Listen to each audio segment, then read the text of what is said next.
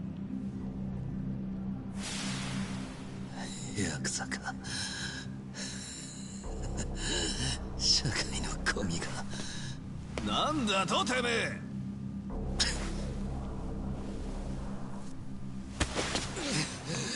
触んじゃねえ。カムロ町でヤクザをちょくるなんていい度胸してんじゃねえか。どっから来たおのぼりさんか知らねえが、カムロ町の怖さをたっぷり教えてやるよ。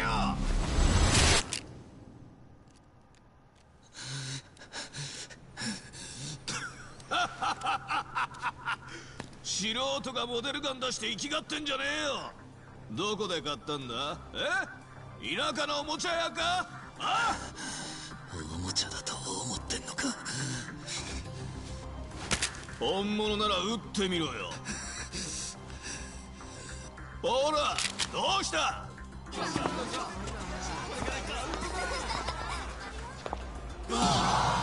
ほら、さっさと引き金引いてみろってんだよ。撃てねえよな。見せかけの偽物じゃな。二度とでけえ面すんじゃねえぞ。半端もんのくせに。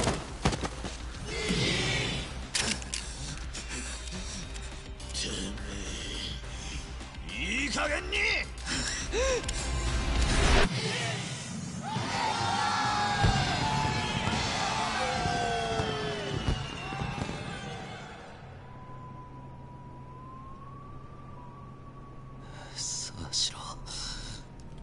俺や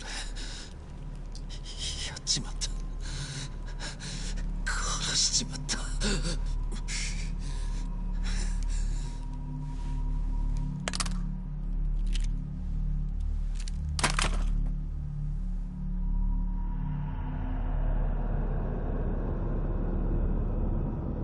Well, he asked him to do it.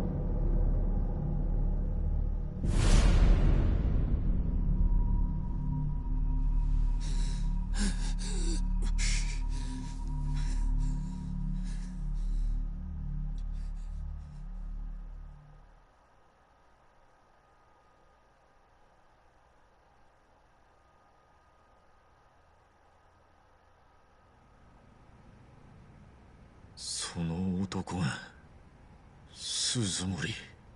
ああ、俺は沢城に起きたことをそのまま伝えて家に帰った。誰にも目撃されなかったのはラッキーだったよ。じゃあ俺は若の代わりに出頭したってことですか？そうさ。親父は大切な一人息子を守るためにお前を女将に売ったんだよ。しかし親父もそのままをお前に告げるわけにいかなかったんだろう。だから沢城の身代わりって筋書きを作ってお前に頼み込んだんだ。まんまとあいつの口車に乗せられたお前は喜んで出頭したってわけさ。それでもまだお前はあのクソ親父を信じられるのか？絶望すんのもよくわかるぜ。懲役18年ってだけでもひどい話だが、ひどいのはその後だよな。務めを終えて出てきたお前をあいつはバーンだろ。ひでえ話だよな。頼んだぞイチ。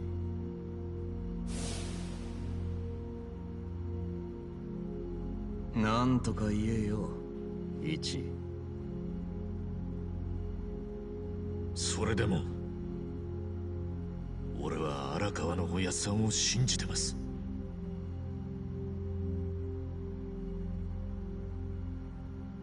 ふん。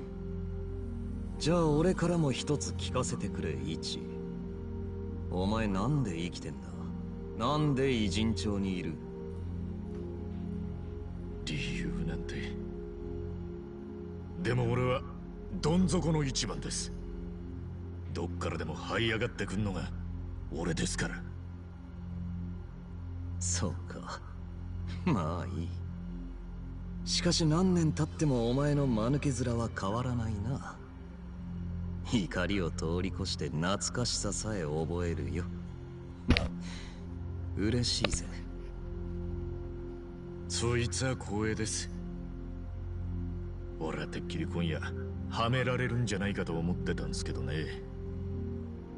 でも若は約束通り一人で来てくれた。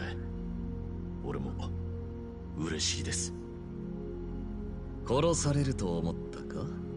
お前を殺すことなど議会の答弁に比べれば朝飯前だよ。だが生かしてやる。昔のよしみでな。その代わり条件がある。二度と俺と俺の親父に近づくな。いいな。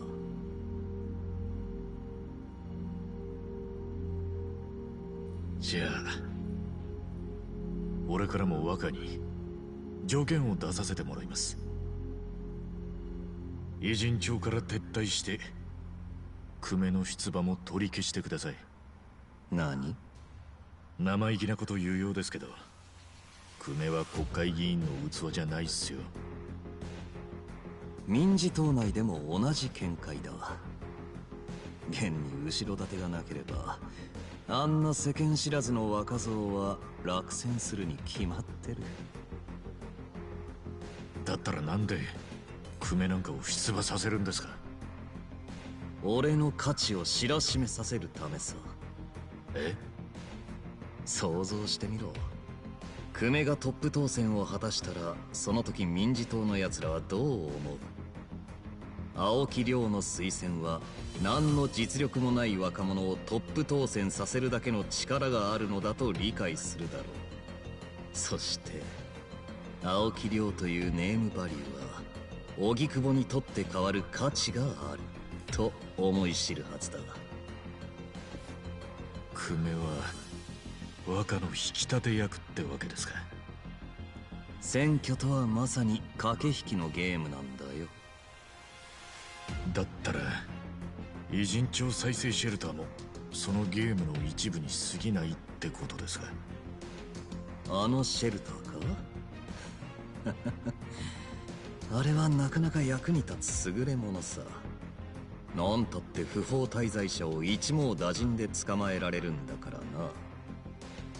捕まえる？ビザの取得をサポートしたりするんじゃ。ああ、まさか今さら彼女らにビザが下りるわけがないだろう。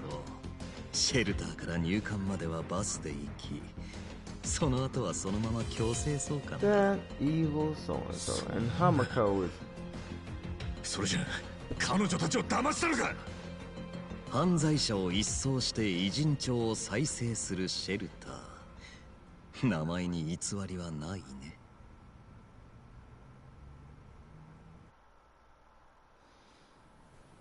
じゃあ若は俺の条件を飲めないんですね。飲めないね。なら今夜の交渉は決裂ってことですね。勘違いしてるようだが今夜は交渉ではない。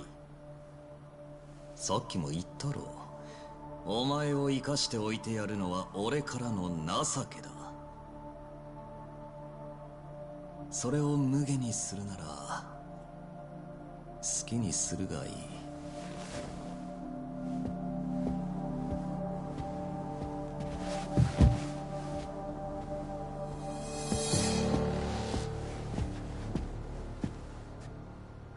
どういうことっすか？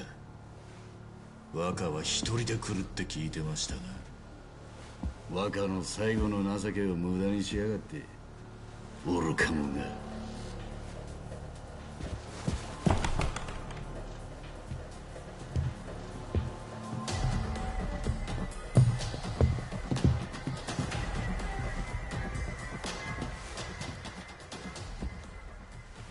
ちょっと多すぎやしませんか？こっちは約束通り一人なんですよ。こっちだ一番。おい、えい！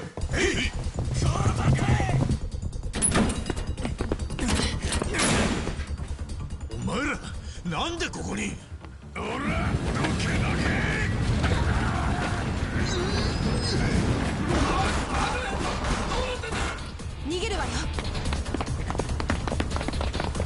How did he get in there? I mean, how long was he in there?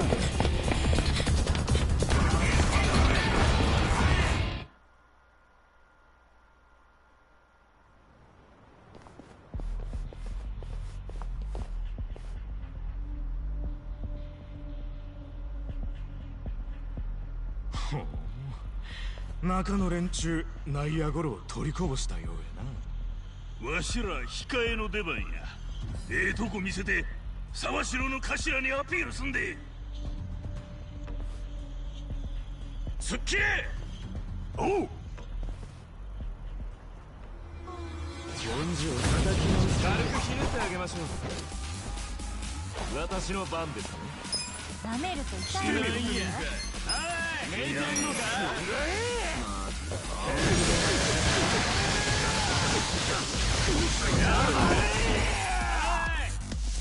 どうしようかな。私が来いよ。奥の手。や寝てんのか。俺の番。どうしたんや。邪魔だよ。なんや。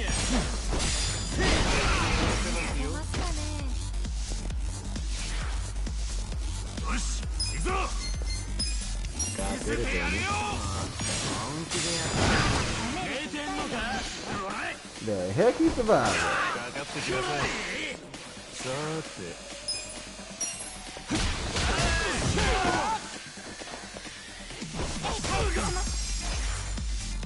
頑張ります。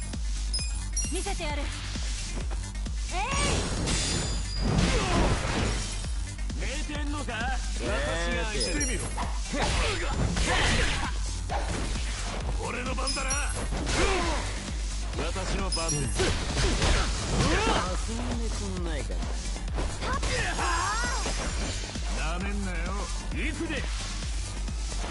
これや。どうしようかな。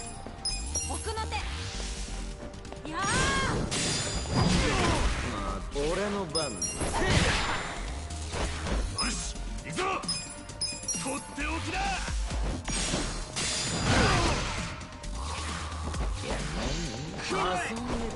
すっきりしましたね。頑張ります。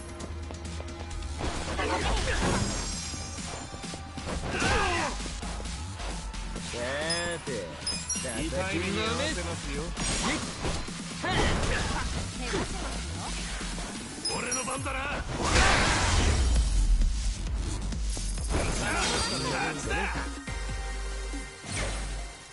また強くなっちゃったね。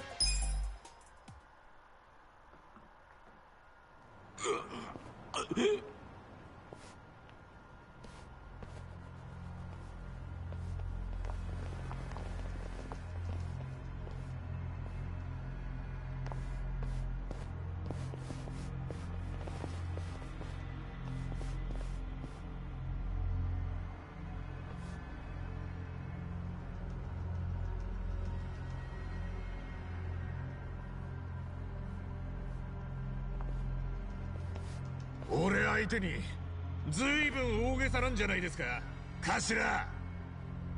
まあな。だがお前は撃たれても生きてた男だろ。念には念を入れたまでだ。こいつが大光に撃たれても死なへんかったってやつですか。どんだけごっついやつかと思ったけど案外普通でんな。侮るな。確実に息の根を止めろ。せやったら頭と手足を切り落とすっちゅうのはどうでしょう。それならさすがに生きてられへんでしょ。やり方は任せる。マグロならぬ人間解体ショーをお見せしますで。終わったらあいつの首箱詰めして明日の朝には届けますわ。守備よくやれ。頭は帰るんですか。お前らの汚い血でスーツを汚したくないからな。汚れ仕事は全部部下任せですか。あんた荒川のおやっさんの下で一体何を学んできたんですか。おやっさんおやっさんうるせえな。その言い草には昔から虫唾が走ってたんだ。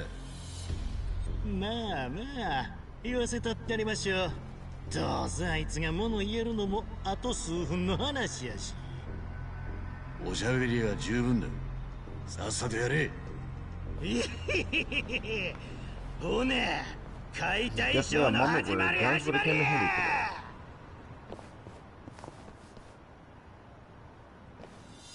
調子乗っとんちゃうだ。さて言ってみんかやんのか。本気でやってやれてんのか。俺の番。私が相手で。どうしたんや。邪魔だよ。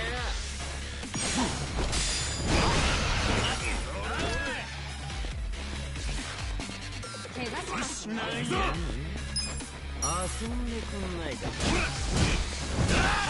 痛い目に合わせますよ。見せてやれ。すごいよ。もうちょい楽しめる感じや。たまらんね。遊んでくんないか。私がたまらんね。ええ感じや。してみろ。私の番だ。やんないの？やってみんかい。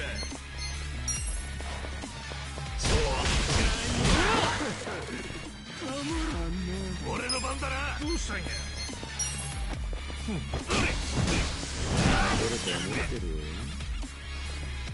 頑張ります。なめんなよ。ええ感じや。楽しませてや。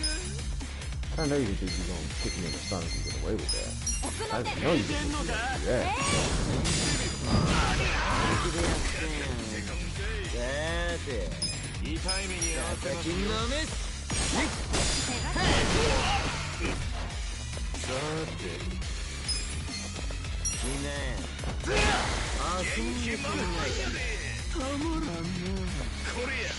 ええ感じや。私の番ですね。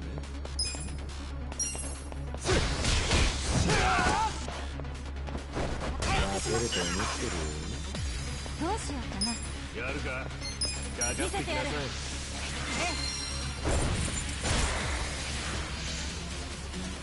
行くぜ。本気でやって。よし、行くぞ。見せてやるよ。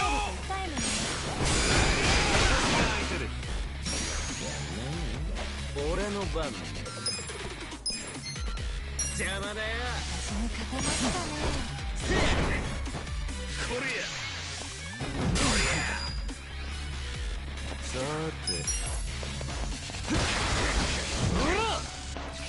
舐めると痛い目に。勝てると思ってる。たまらんね。ええ感じや。ほら、やるぜ。とっておきだ。しゃっきりしたで。おれ。頑張ります。ほら来いよ。痛い目に合わせます。さて私の番です。してみろ。仕切り直しといきますか。じゃあ俺の番なんや。かかってきなさい。ほら。どうしようかな。本気でやってん。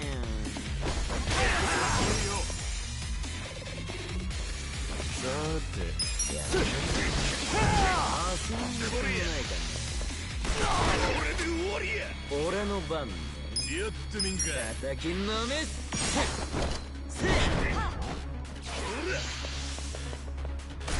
これで終わりや。私の番ですね。これや。痛い目に合わせ。頑張ります。勝てると思ってる。もっと本気でやるか。行くぜ。舐めると痛い目に。私が相手です。見せてやるよ。遊んでくんない。これや。さてなめんなよ。ほら遅いよ。いいね。さてまあ、そうだ。本気でやってどうしようかな。勝てると思ってるよ。頑張って。ありがとうございます。俺の番だな。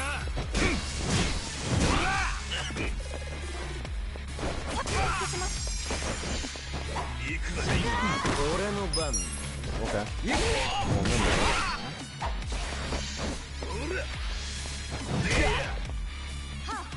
私の番ですね。Hope they not. You're not fighting good. さて頑張ります。痛い目に合わせますよ。やるか。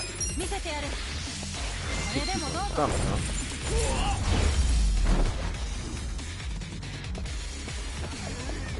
心境は何言うんやろな。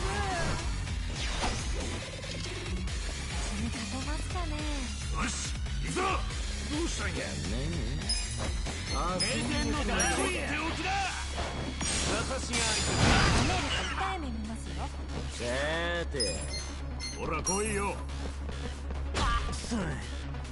私の番ですね。You punk. 勝てると思ってるよ。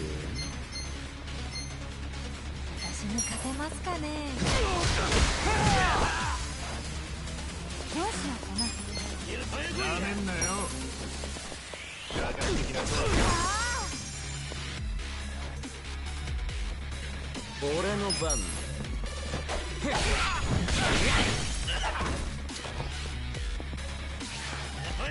私が相手だ。本気でやって。Well, there's definitely an uppercut. 痛 All い right. 目に合わせます。さ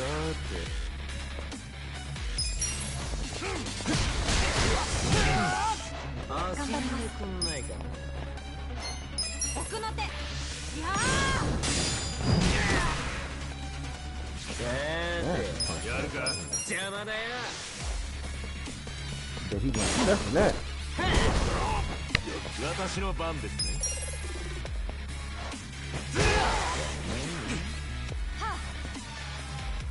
ちょっとしんどいな。かかってきなさい。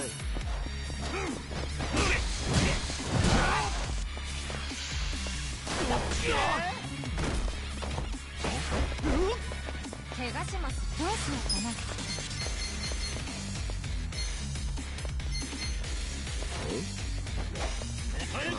本気でやってん。元気になーれ。サンキュー。勝てる。俺の番。勝てますかね。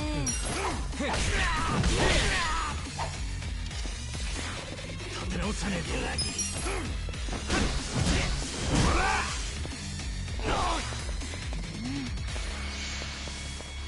頑張ります。さて私が相手で。遊んでくんないかな。奥の手。さてちょっとしんどいな。これで元通り。さどうし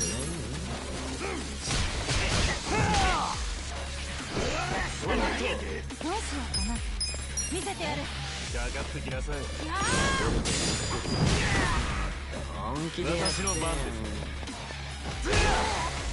回復します。俺の番。やるか。叩きのめす。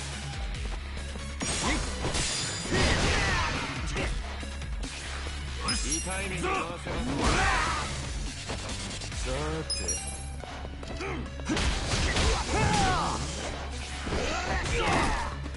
頑張ります。奥の手。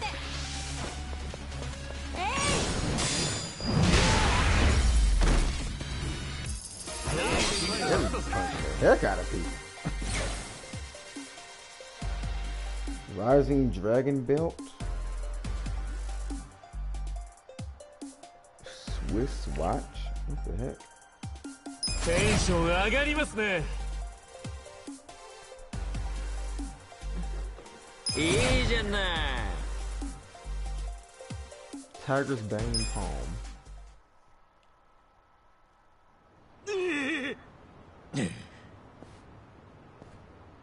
俺の首を箱詰めにして頭に届けるとか言ってたよな。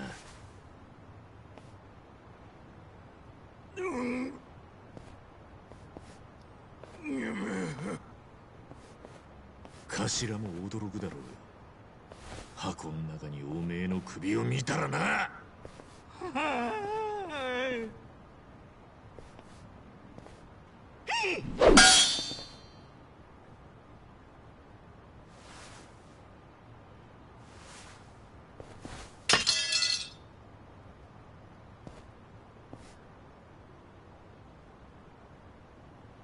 めっちゃ気持ち悪いやつだったわね。近江にはこんなのがワンサがいんのか。日本一の極道組織だ。これよりもヤバい奴らだってゴロゴロいんだろ。そんな連中がどんどん偉人町にやってくるの？勘弁してよ。一番。浜子さん、どうしたんだい？今シェルターへ行ってきたんだよ。シェルターへ？あの子たちの忘れ物があったから届けようと思って。そしたらあの子たちどこにもいないんだよ。シェルターの職員も全然取り合ってくれないしさ、一体どうなってんだか。落ち着け、浜子さん。一緒に探してくれよ、一番。浜子さん、あの子たちはもう日本にはいない。シェルターは彼女たちを強制送還させるためのネズミ捕りだったんだ。そんな、あの子たちは自分が生まれた国に頼れる人間なんていないんだ。だから偉人町に身を寄せていたんじゃないか。私はあの子たちの幸せだけが生きがいだったんだ。なのになんでこんな結果に。I have to warn you. 浜子さん、私がシェルターなんか進めなけりゃ、もっと早く気づいていりゃ。浜子さんはただあの子たちを思って行動しただけだ。悪いのは浜子さんじゃない。そうよ、自分を責めないで。浜子さんは最後まで誠実だったわよ。ごめんよ。畜生。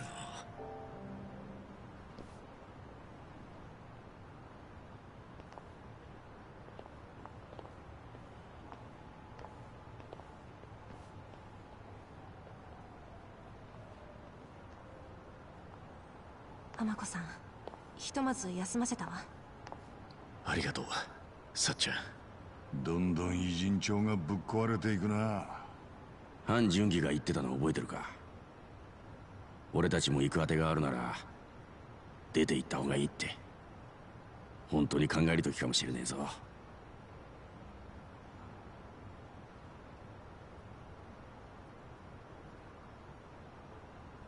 逃げんのか？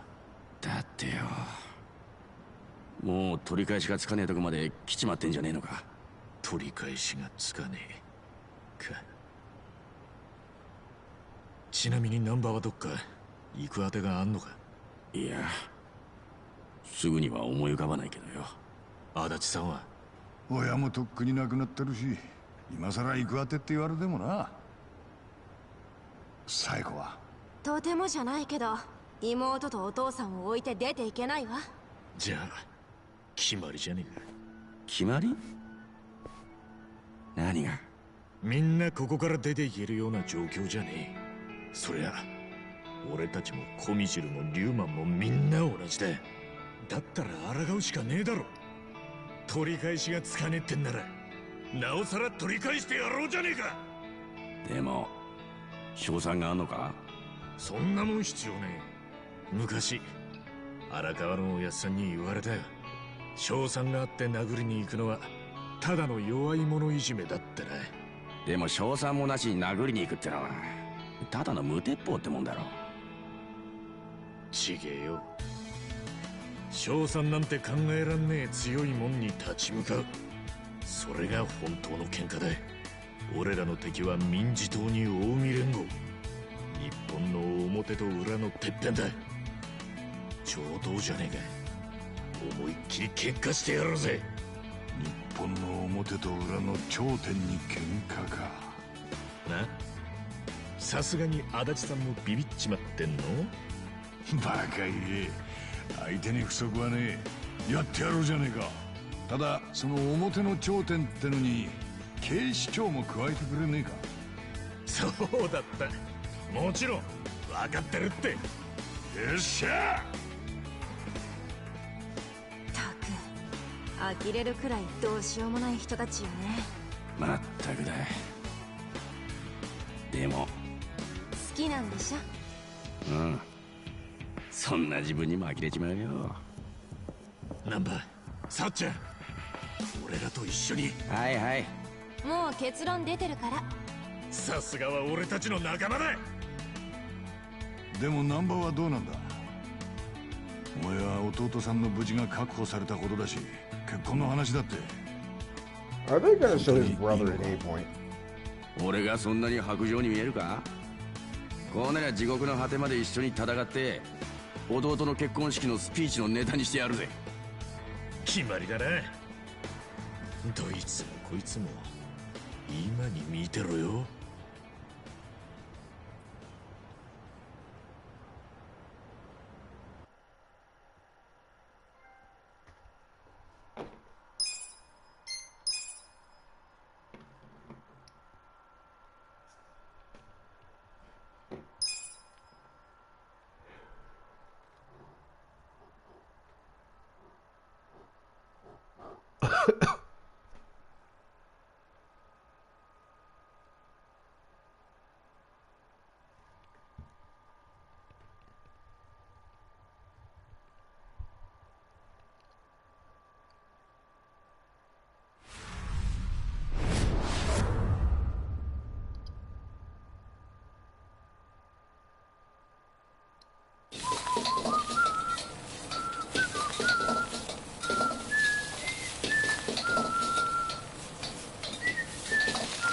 Kansas, I was whistling.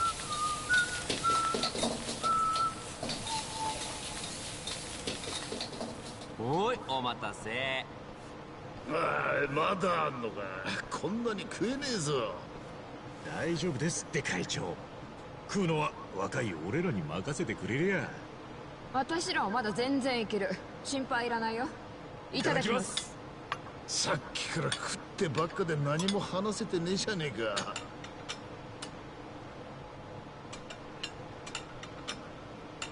確かにうめえけどよ。じゃあ俺が議事進行しよっか。これが久米君、ブリーチジャパンの横浜支部長。次の総選挙でこの地区から立候補するって御仁だよ。青木亮がこの偉人帳を自分の色に染める手始めが彼ってわけだね。ここだけじゃねえ。全国でブリーチジャパンの支部長たちが出馬するんだろう。そうみたいだね。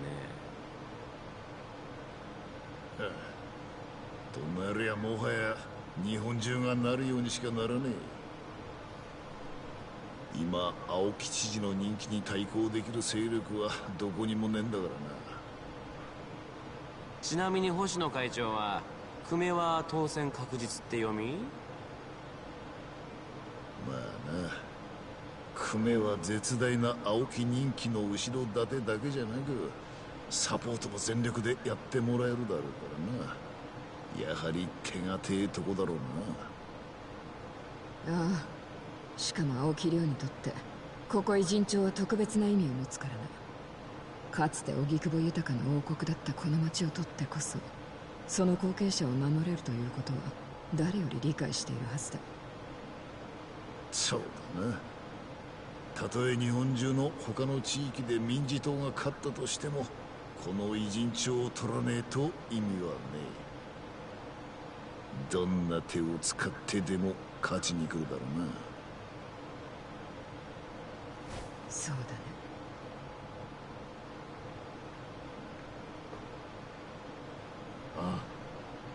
やっぱり納得いかねえな。ですよね。何がだってそうでしょ。このままじゃやられっぱなしですよ。しかしほっといたら結局勝つのは若です。でもブリーチジャパンなんて近江連合を手足で使ってる限りなくブラックな連中ですよ。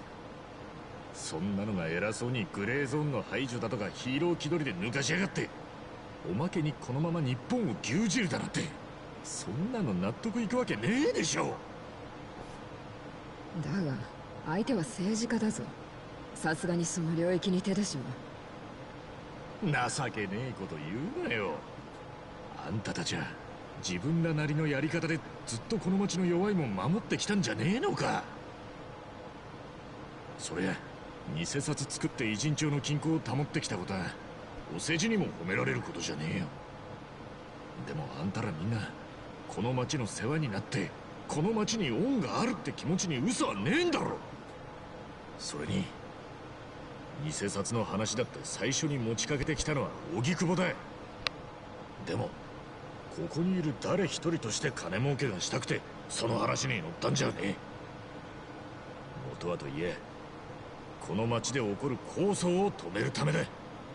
もしこのまま黙ってちゃ偉人さんの名が廃るってもんですよ。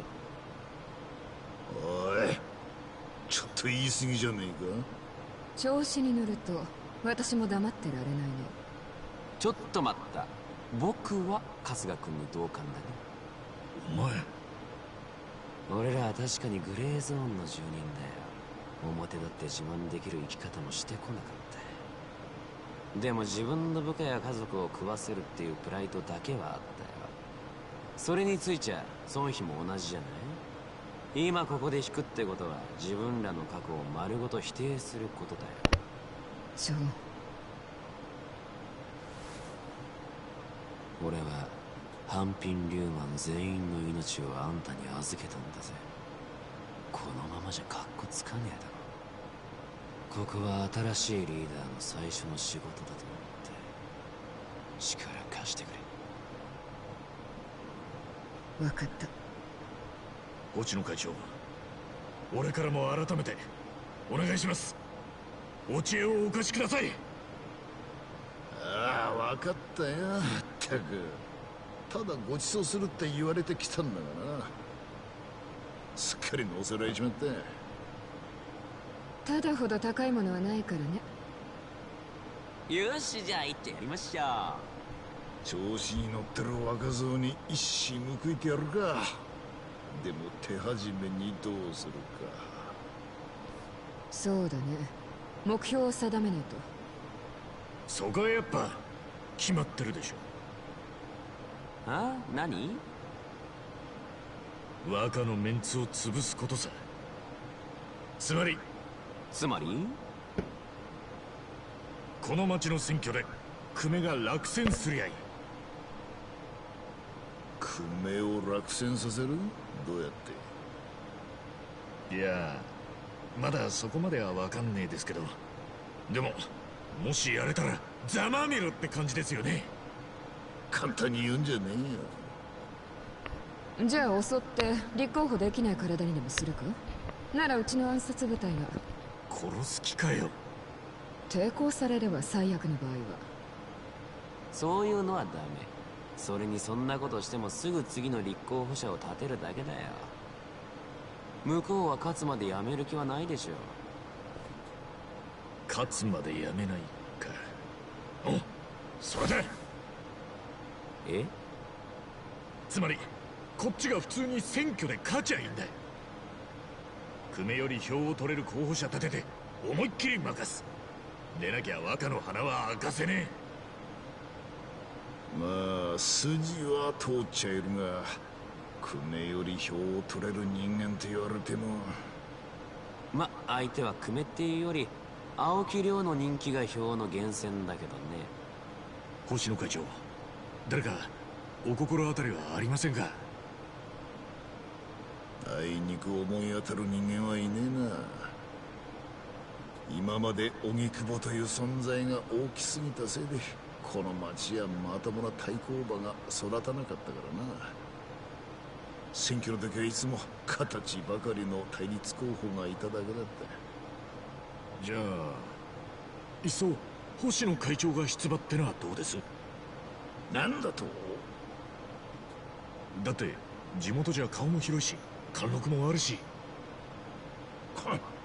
いくら一身長でも極道が当選するわけねえ。当選したら下で世も末だ。確かに誰ら探してみる。青木亮に勝てる候補者をな。お願いできますか？構わねえが、俺にだけ骨折らせるつもりじゃねえだろうな。はい。選挙ってのは金がかかるんだ。候補者見つけたとこでその金まで俺に出せってのか？先に言っとくけど、今うちに金の余裕はないよ。いかほどかかりますんで。全部出せとは言わねえ。だが立候補するには供託金300万ってのが現金で必要だ。300万俺に用意しろと？でかい喧嘩売ろって人間がそれぐらいの金作らなくてどうすんだ。I do wish they didn't ignore the fact that I did the management job and have the #1 company. Like, I wish if you did that, it changed the dialogue and he was like, oh yeah, no problem.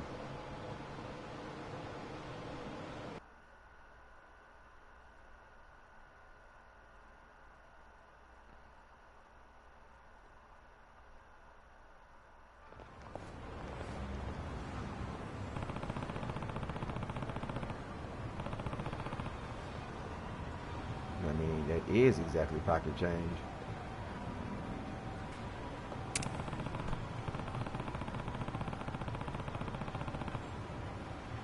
That's one cycle and then the investment meeting.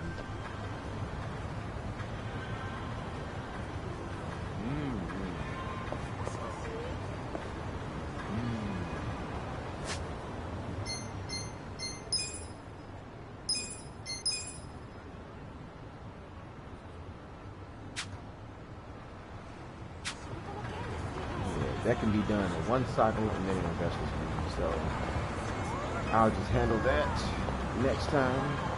It has been 8 hours. It is 3 in the morning, almost 4. I didn't realize that. So I'm gonna call it a stream for now. But yeah, I guess this was the cash wall that we're talking about. We haven't set them out. Good thing I did the management job. All right, everybody. Catch you on the next screen. Keep it out.